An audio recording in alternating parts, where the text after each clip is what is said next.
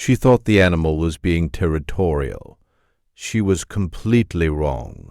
Nobody in the family had seen anything like it before. Not once in the years they had kept Clover, the Holland lop rabbit, who had come into their home as a puppy and grown into something steady, watchful, and entirely their own.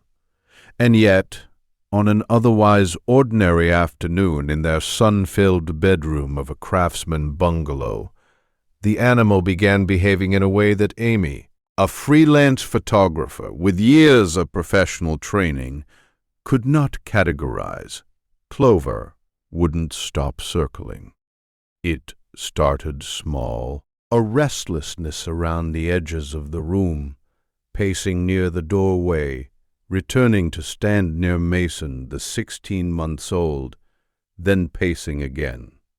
Amy assumed it was heat, assumed it was boredom, assumed it was the sound of a garbage truck 3 streets over that she hadn't heard, but the animal had.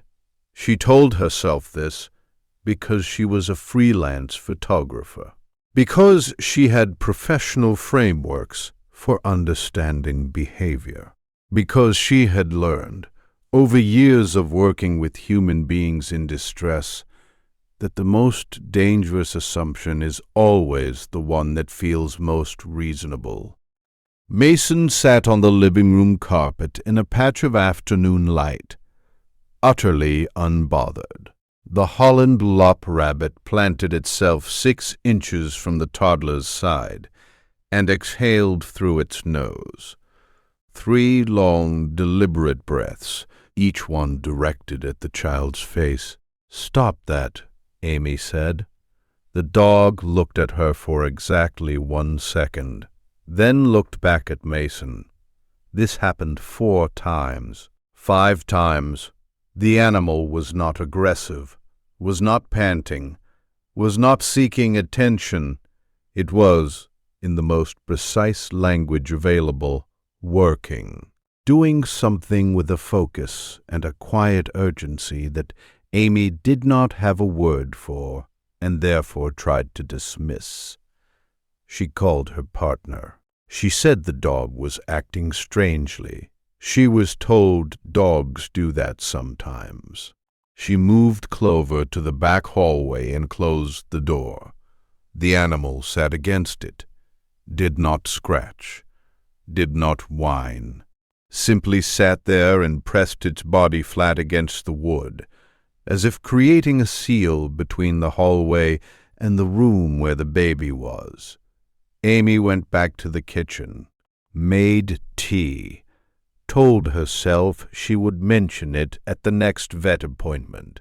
She did not mention it, because 18 minutes later, everything else erased the need. Mason had been quiet for 6 minutes, which Amy had registered as peaceful, when the sound from the baby monitor shifted. Not crying. Something before crying. A sound she had never heard from her own child.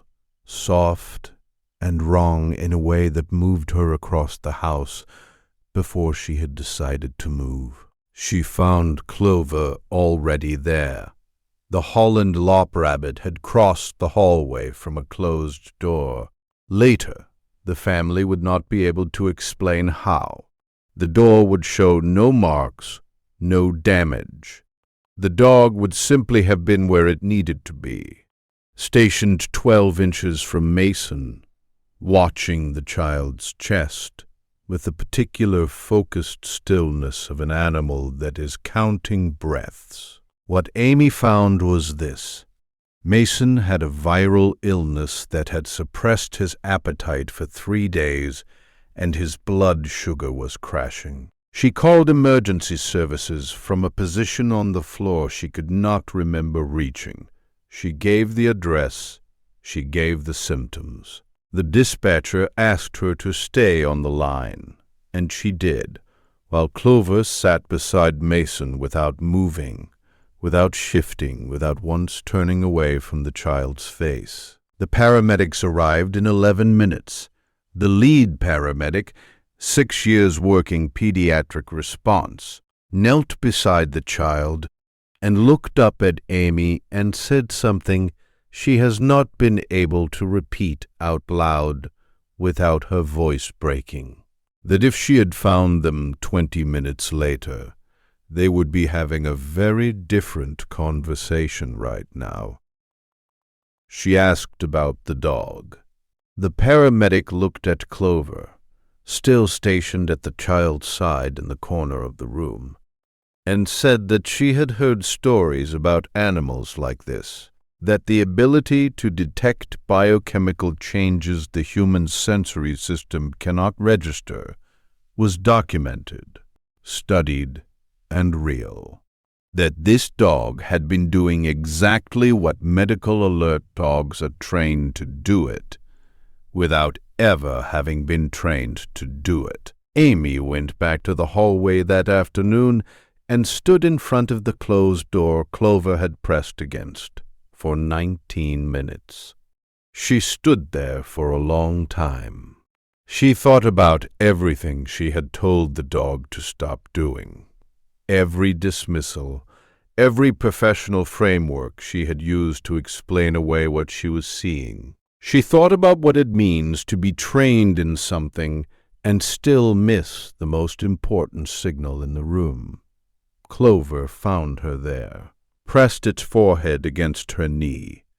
And that was all. The family has not moved the dog's bed since. It sits at the foot of Mason's mattress now. In a room with a working monitor, a charged phone on the nightstand, and a Holland lop rabbit who no longer has to press against any closed door. If stories like this live in your heart, you're already in the right place. Subscribe so the next one finds you. Has your pet ever done something that made no sense? Until later, it was the only thing that made sense. Tell us below. She still keeps the paramedic's card on the refrigerator, not as a reminder of how close it was. As a reminder that the first warning came from 4 legs and a nose that knew exactly what it was doing, long before any human in the house was ready to listen. Every guardian deserves recognition, even the ones who never asked for any. Subscribe so you never miss the next story. Some forms of intelligence don't ask to be understood. They simply show up. They pace. They press.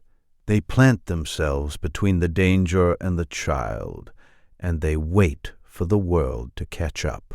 The next story begins with a single moment nobody thought to question. You won't want to miss it.